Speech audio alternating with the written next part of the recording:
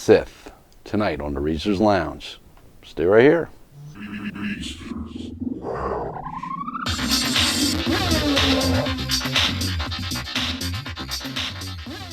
Welcome everybody to episode 7 of the Reedsters Lounge. Tonight we're going to cover Revenge of the Sith. That's episode 3 of the prequel trilogies to Star Wars. And thanks for joining us. I'm the Reedster, and as always, this is the Blondie. Hello. And tonight we're going to jump right in there with memorable moments from this one. As we both know, the great opening scene of the great space battle. To me, that's my first memorable moment, seeing such a space battle on a grand stage. To this day, I can still watch that thing and just peer into the background and have my own little adventures in my mind as to what's going on, because there was so much going on in those battles. I really like the elevator scene where Obi-Wan was telling R2 to fix the elevator, make it go up, because for some reason it stopped. And, R2 was trying to be inconspicuous, with the droids overhearing him and whatnot. Anyhow, to me, I thought that was really fun how R2 made the elevator go down, then, Obi-Wan's like, no, make it go back up, and R2 finally gets it to go back up. Anakin's on top of it. I thought for sure he was going to slice them 2 droids above his head, in half, but instead the elevator chops them. To me, that was one of my favorite parts. Oh yeah, there was definitely a lot happening there. And during all this stuff going on, you had the larger clone vessel go side by side with that droid vessel that our heroes were on. And what surprised me about that is as they were exchanging fire, the first one to take substantial damage in the movie was the clone ship. Blew up one of their big guns, and shortly thereafter the droid vessel sustained very similar damage. However, with the droid vessel, it started taking a nosedive down towards the planet. And that surprised me about them both being almost of equal mass vessels, that we had just seen one take that kind of damage and then the droid vessel take a similar type of damage. And you would think that'd be the strongest vessel out there, because that was carrying Grievous, and they also had Chancellor Palpatine on board. And they wouldn't have put him on just any ship. They would have put him on their toughest ship. Right. Okay, so that takes care of that. I think, speaking of Grievous, this would probably be the best time to throw in there. This is our first look at General Grievous. And I just thought he was really neat looking. Definitely a memorable moment for me, with him coming out on his coffin and stuff. So even though he was in semi-robotic form, everything wasn't peachy keen with him. Yeah, so at this point is the first time we see Grievous, General Grievous, and I thought he looked really neat with his robotic style outfit. And we're soon to learn a little bit more about where he plays into the thick of the plot here. But for now, we get our first look at Grievous very briefly. And then it quickly gets into our heroes' encounter with Dooku while trying to save the Chancellor. How'd you feel about that stuff? I mean, that was a memorable moment for you, wasn't it? Yeah. Take it away, Blondie. I think the Chancellor was making it way too obvious that he didn't really need saving. Ooh, is that how you felt? Yeah. That's an interesting take. I think he was making it way too obvious. Where Obi-Wan and Anakin were, busy, they were fighting and all that. I think if they weren't so busy, they would have recognized that he was, Well, now that you mention it, he did seem awfully calm sitting in that chair. Yeah, and he was smiling from time to time. And well, that's because our heroes couldn't see it. So I could see him, knowing what we know now, I could see him taking certain pleasures of different parts of it, as well as, ooh, that was a bit harsh type of maneuver from Dooku whenever he was crushing down on Kenobi. Right. Anyway, so yeah, that's an interesting take. He was awfully calm for being captive. Yeah, and he was being treated pretty nicely. No evidence of being beaten. Right. He only had a couple of wrist bands or whatever you want. Well, they were some sort of futuristic harnesses on his wrists. Yeah. But still, under no guard, But let's bear in mind that General Grievous, Dooku, knew if anyone of importance was going to come after the Chancellor, it would have been the Jedi. So I can understand why bother having the added security there, because the Jedi just would have chewed them up anyway. So the actual encounter, which was very early on in the movie, so I was surprised that we had a rematch, Kenobi, Anakin with Dooku, and I was very impressed. I enjoyed the fight. It was a memorable moment in the movie, but I'm surprised there was, again, not so much force power, just lightsaber. There was some, just not a lot, yeah. Where they get thrown around, and then Dooku put that thingy on, whatever it was called, down on Obi-Wan. Right. Dooku was definitely throwing around the force powers at moments, but nothing from our Jedi heroes. I was just a bit taken by that. I thought, given how fast Dooku was able to dispatch them in round one, that they wouldn't put just a little bit more behind this one. Yeah. Because they know if they don't act quickly, Dooku will, because he needs to. It's 2 against 1. Right. Yeah. Okay. All right. So it was a very interesting fight. Well, he was just so arrogant that he thought, oh, well, I'll just defeat these guys again. Arrogant? Or was he a told? false sense of security? No. What if Dooku thought, going right into speculation that doesn't matter now, years removed, maybe Dooku didn't put everything he had into it, assuming the Emperor was going to bail him out in the event that he couldn't win. Because he knew that the Chancellor actually was. Yeah, he knew Sidious. exactly who he was dealing with here. Yeah. But the Emperor chose not to act because it would blew his cover. Right. But Dooku probably didn't know that. He assumed, well, if push comes to shove, my man, Sidious, he'll bail me out. He won't let me go. So yeah, that could have very well been, which takes us to the dismantling of Dooku. Yeah, which I was really surprised that Anakin was so quick to do that. With Palpatine telling him, kill him, he's a threat. I didn't think that, Anakin would actually do it. Memorable moment. I did not expect Anakin to do that either. I mean, yes, Dooku was unarmed. But the Jedi Code obviously forbids such actions. He even brought it up himself. It didn't take much convincing for him to just go ahead and do away with Dooku. So I was very shocked at that. Yeah, he tried to put up, no, it's not the Jedi way, but it didn't take, much convincing for him to do it anyway. And I guess Obi-Wan would never have known that Anakin did that because he was knocked out. So I think that was Anakin and Palpatine's little secret.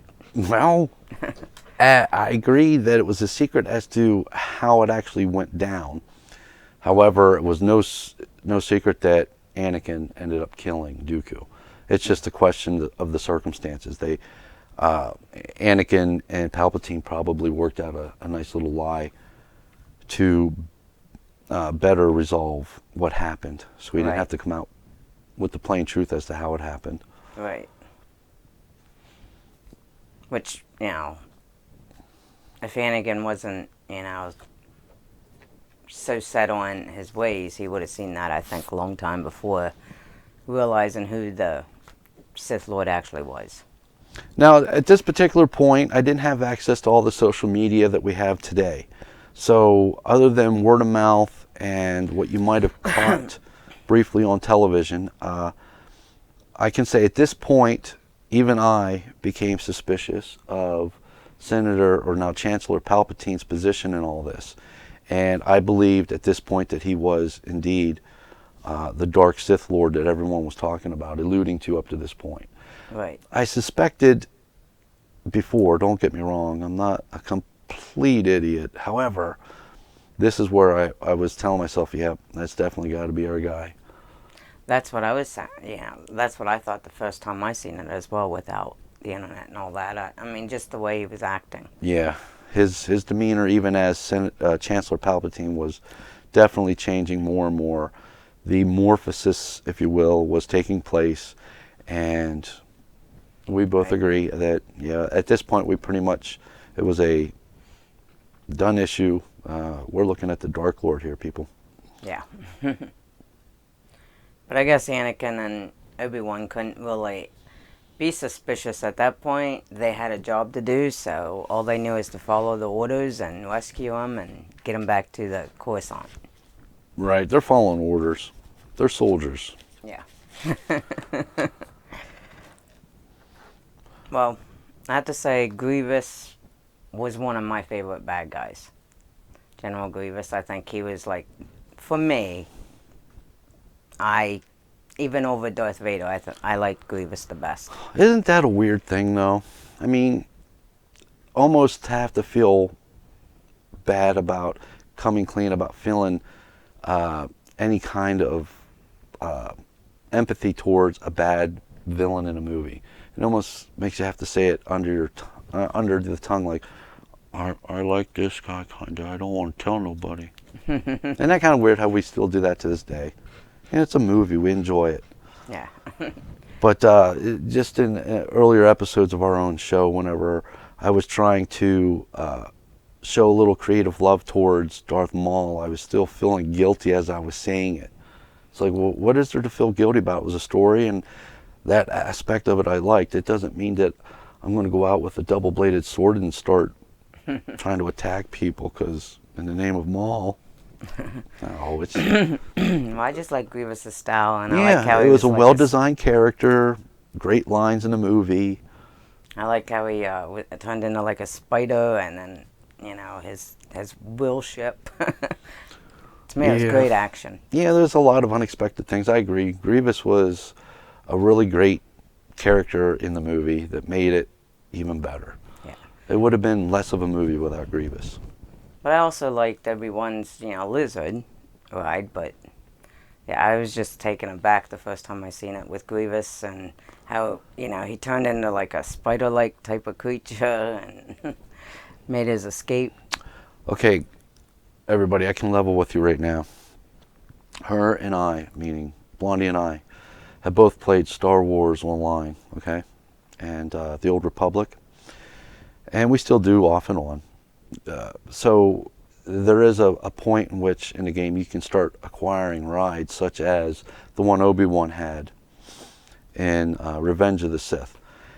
And I would be not myself if I didn't bring that up, because in these highlights of the movies, that would not have been a highlight of mine, but it was a very enjoyable part of the movie. And it wasn't until those kind of rides became available in the game online that I realized just how much I missed them. And then as soon as they became available, I'm like, oh my God, I gotta have one. Yeah. Well, for me, it was the Tauntaun, though.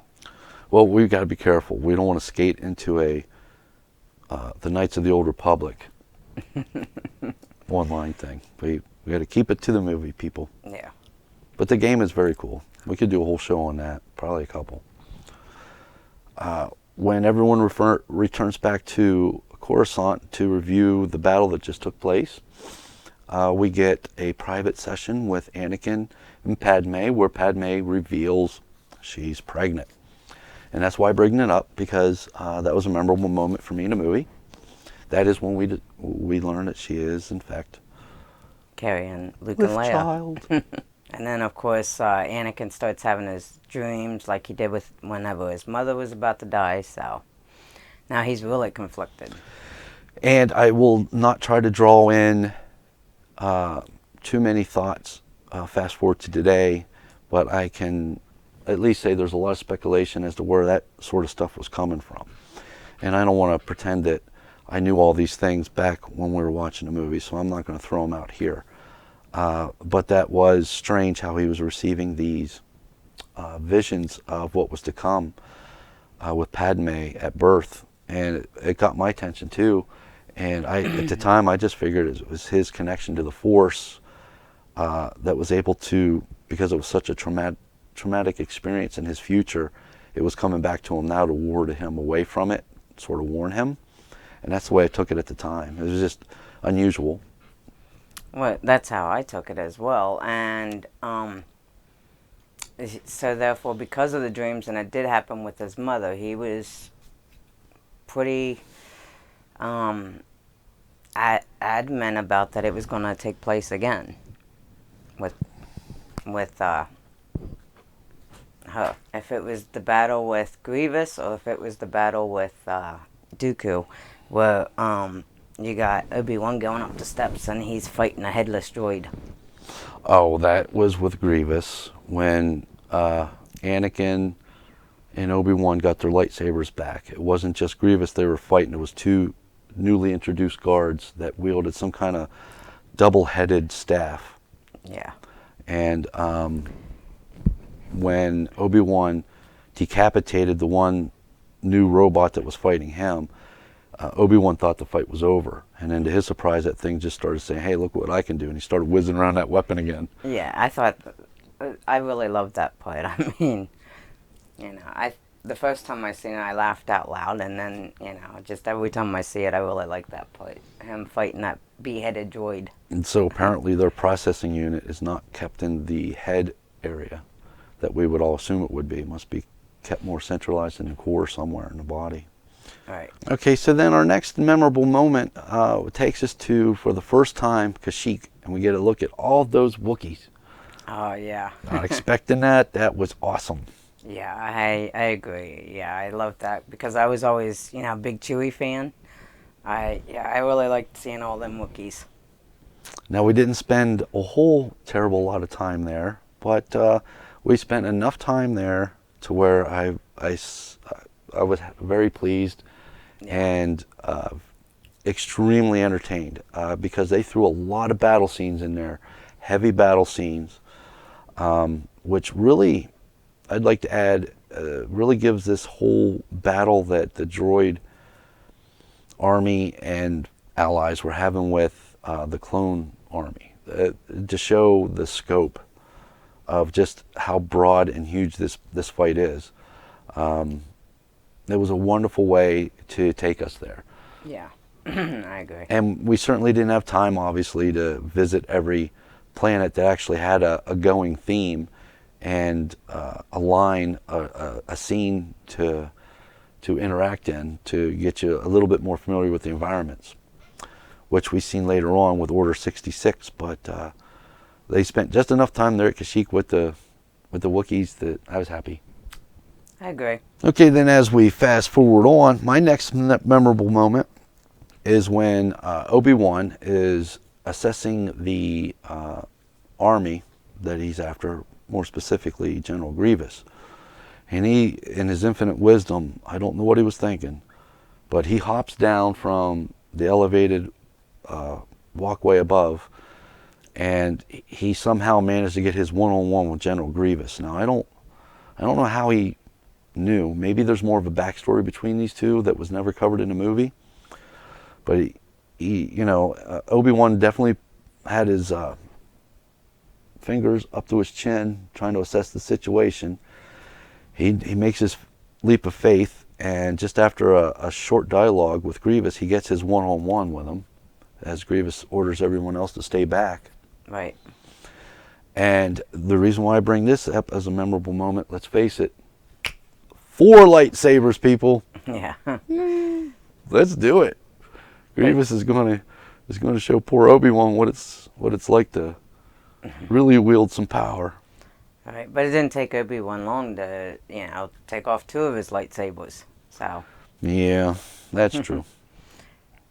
But it was pretty cool how after he did take off the 2 lightsabers, Grievous, held up them 2 lightsabers up against Obi's one. That was pretty cool. I still, I can watch this thing to this day, and when he was doing the 2 blades going into the ground and slowly approaching Obi-Wan, I still don't quite understand how just putting 1 lightsaber in there would put the works to it, as in stopping everything, the monkey wrench.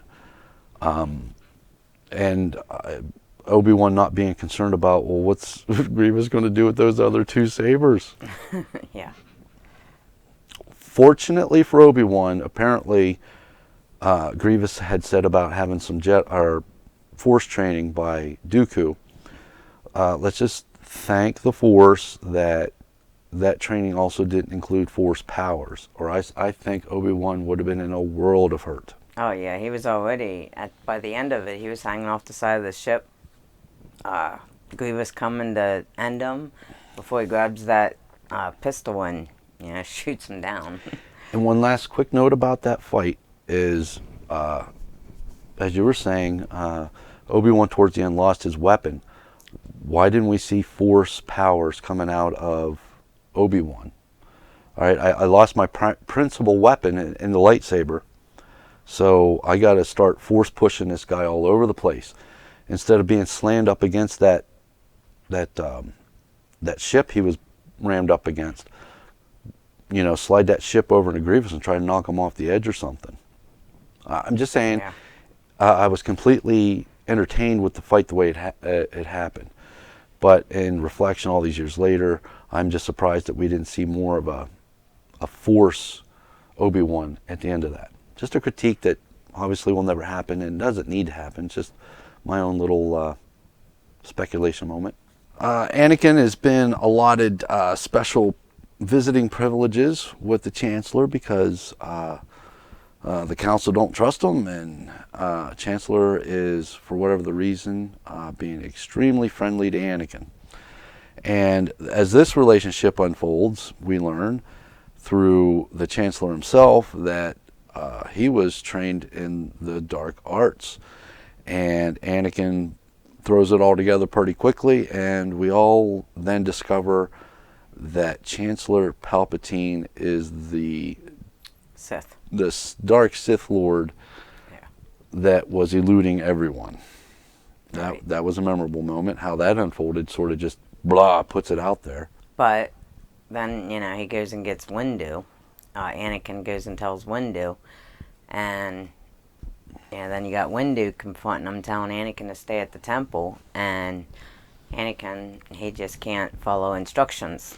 Speculation for me at that point, if we get into that conversation Anakin had with Windu, is in hindsight, if Anakin was feeling as though the Jedi Council wasn't exactly trustworthy themselves, he was drinking the Emperor's Kool-Aid, so to speak.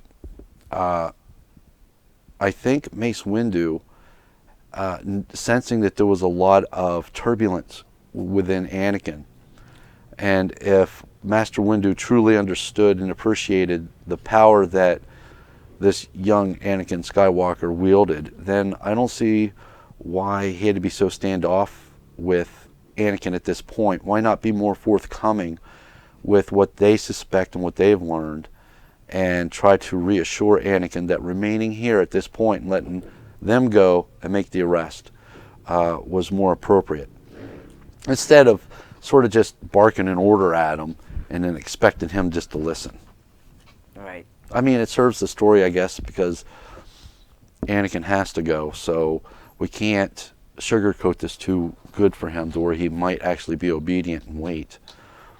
But in speculation, we know that Anakin cannot afford, in Anakin's mind, that the Chancellor Palpatine, who we know now as the Dark Sith Lord, promised to be able to save Padme. We know that Anakin feels strongly that we cannot let this person die. That he has to atone for his crimes, but not by death.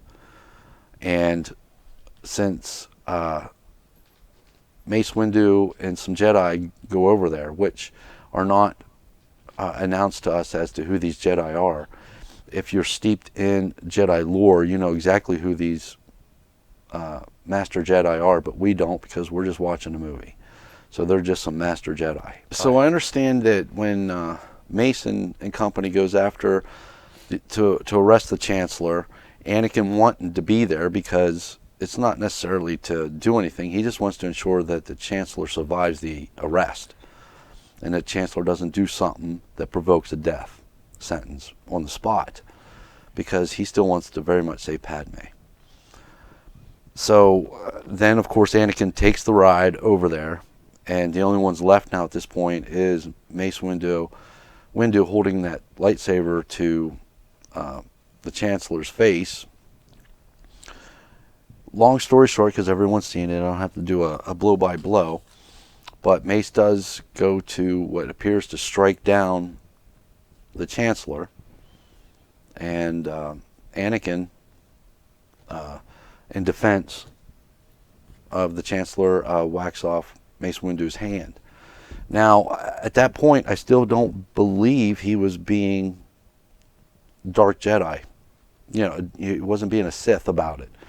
All he wanted was to ensure that the Emperor survived. So he could teach him how to save. Yeah, somehow, Padme. in some, you know, Star Wars space prison somewhere, they could still communicate and still try to save Padme, which we all know that wouldn't have happened anyway. Right. But that's what I think was going on there at that moment.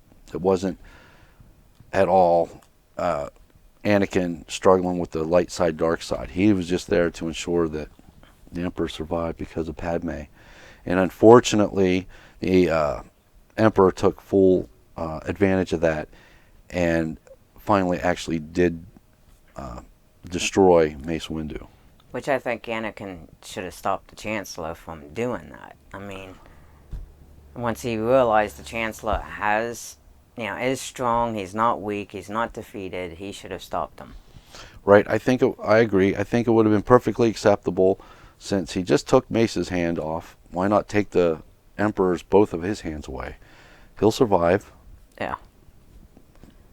Unless there's a chance that, you know, the Emperor needed his fingers to save Padme. I don't know. Well, no, I don't think anybody would know that. Regardless, that's besides the point. Hey, the Emperor might need his fingers. At the end of that said battle, we all finally get to see the birth of Darth Vader.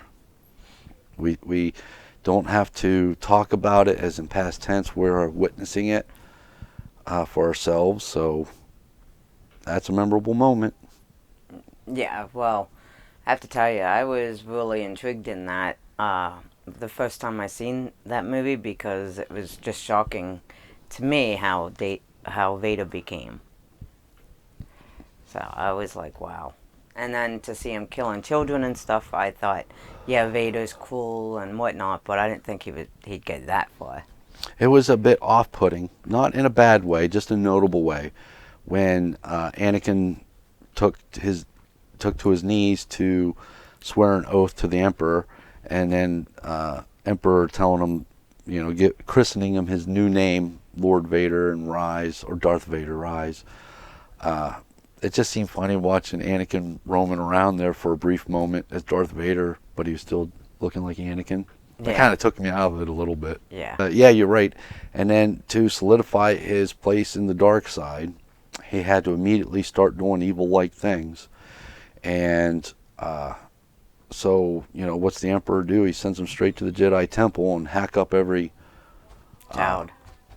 every Jedi that's there. So when Anakin got sent to the Jedi Temple to destroy all the remaining Jedi that were still there, a little tidbit that came along after the movie, but not long after, it was shortly after, is I was playing a game, I can't remember which one, but according to the history in this game, because it takes you right into that same Jedi Temple, that the librarian lady that you see there, that older librarian lady, she's actually a drone, and she is quite capable of wielding lightsabers as well. Because there's a scene there's a part in this game that I played where you had to go into that library, and a lot of these older lady librarians were on the fritz, and you actually had to destroy them to continue the game. When Anakin's sent to the temple, he's dealing with a whole lot more than just Jedi.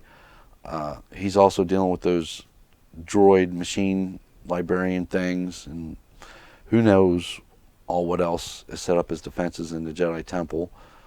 But we all know now that amongst the Jedi he killed had to be the children. So they didn't grow up to become Jedis. I liked the one between Yoda and Sidious. All right, so what was it about the fight that you liked about that? Well, I liked how they were throwing around the senator seats, especially whenever Yoda spun it, even though it missed Palpatine. Well, Sidious in this case. But what I didn't like about that whole fight was how quickly Yoda seemed defeated. How quickly he left the battle. I didn't like that too much at all. I was surprised too when I first seen it. Was like Yoda embodied the most powerful Jedi, apparently lost. I mean, I would have chalked that up as a loss. It was Yoda who left the fight, not the Emperor. Right. I would have liked more with Yoda being as powerful as he is. Yeah, I would have thought that he would have won that fight with Lord Sidious, but due to the amount of other forces that were coming in to interrupt that fight, that's how it would have ended. Yoda would have knew that he was just going to be outnumbered, so he took off. But that isn't what we got. I mean, I'm okay with what we got, but I do agree it could have been better if Yoda just would have been able to show his dominance, that the light side is more powerful than the dark side. But I got to admit, the dark side seemed to be more powerful that day. Yeah. But I think it was meant to be, because if Yoda would have killed Sidious, there would have never been a Darth Vader. I'm not implying that. I'm just saying we should have seen Yoda about ready to win that battle before all those other evil forces came in to help out the Emperor. Yeah. That would have been more acceptable. But it is what it is. I still very much enjoyed the movie. Oh, yeah. And then getting over to, we got a memorable moment was just how big of a fight that Obi-Wan had with Anakin. Well, for me, before that fight even began, I knew that, Anakin was pretty twisted whenever he blamed Padme for bringing Obi-Wan there. And then he put her in that chokehold. You could tell right then and there he was, being very twisted. Well, it's very plausible she would take him there. I mean, you didn't see Obi-Wan come running down the ramp of that ship saying, "Hey, I stowed away." No. She knew nothing. No, but still. Read her mind. She did not know. Yeah. Well, she didn't know, and Anakin was, blaming her for betraying him. But I could see why. It did look that way. That was a Three's Company moment. But it did look as though they were able to talk out even all the terrible things that happened up to that moment. It really did seem like if they really wanted to, they could have hatched out a peace agreement right then and there. They didn't have to fight. Right. Obi-Wan was pretty upfront and genuine about how he felt about the Republic, how he felt about everyone else, and where his allegiances lied. And that's when Anakin had to just say, well, you know what, I don't care. If you're not with me in the way I look at things, then you're the enemy. But I think he didn't have a choice really in the matter, because he already sworn his allegiance to, the Emperor. What really caught me by surprise is when Vader, got defeated and burned up. That first time watching, I was like, wow, what I was. But, then I was like, oh, that's how he become Vader. And, first time watching it took me a bit to put all the pieces together until after they showed him in the Vader, putting on the Vader suit. And we can certainly understand why now Vader's a little upset at everybody. All right, so that will conclude our how we felt about certain moments of Revenge of the Sith. And before we sign off and say farewell, a little house cleaning to address last week's episode. We were very concerned about the way our videos were being handled at the beginning. Something after the upload, some hours in, the opening minutes of the past two shows were getting severely distorted. And I had made a comment last week of that. If there wasn't any way to resolve this issue, we would just stop making this show. But I never really fully gave up on that, and I did find a fix, at least for now, to where I got to re-render the show in the editor in YouTube itself, and it seems to clean up that opening problem, at least for now. So the show's back. at least for now. And we're happy. We hope that you're happy. And hopefully, you know, we can move forward with some of these plans that we have to make the show a little bit more fun and interesting. That'll make you even happier. Yeah. Okay, so I guess this is the part where we say, why don't you, drop us a comment, give us a like, and please subscribe and help the channel out. And we'll see you next week. May the Force be with you. Have a good week.